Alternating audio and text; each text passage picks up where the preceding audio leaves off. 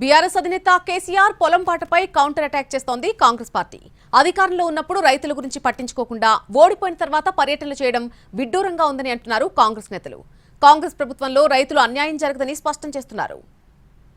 కోసమే పొలం బాట తప్పితే జనం బాట మరిచిన కేసీఆర్ గారికి ఇంకా ప్రజల ఎజెండా ఏందో తెలియని పరిస్థితిలో ఉన్నాడు. రైతులు అరగోసబెట్టి ఆత్మహత్యలు చేసుకున్నా కూడా ఎప్పుడు పట్టించుకొని కేసీఆర్ ఎన్నికల్లో ఓడిపోగానే నల్గొండ అని వరంగల్ అని ఎక్కడెక్కడో తిరిగే పరిస్థితి వచ్చింది. ఇదే అధికారంలో ఉన్నప్పుడు రైతుల గోస వినుంటే ఆయనకి గోస పట్టేది కాదు. ఏ ముఖం పెట్టుకొని పర్యటిస్తున్నావు? ఇలా ఆలేరు ప్రాంతాన్ని కానీ భువనగిరి ప్రాంతం కానీ జనగాం కానీ ఈ ప్రాంతంలో ఎక్కడ నువ్వు సుక్క నీళ్ళు ఇచ్చినవో మీ ప్రభుత్వం ఉన్నప్పుడు ఏ రకంగా రైతులను ఆదుకున్నావో చెప్పాలి.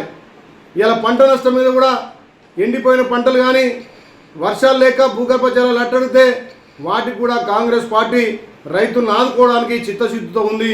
మళ్ళీ పార్లమెంట్ ఎలక్షన్లు వచ్చినాయనే ఉద్దేశంతో ఇలా ఒక దొంగ నాటకంతో మళ్ళీ బయలుదేరినటువంటి బాతాల పోషెట్టికి తెలంగాణ ప్రజలు గమనిస్తున్నారు.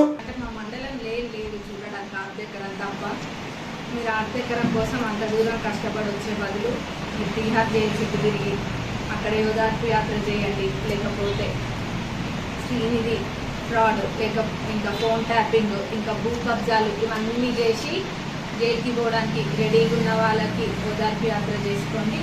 ఇవన్నీ కూడా చేయండి. ప్రభుత్వంలో మటుకు రైతులకి ఎటువంటి నష్టం జరగదు.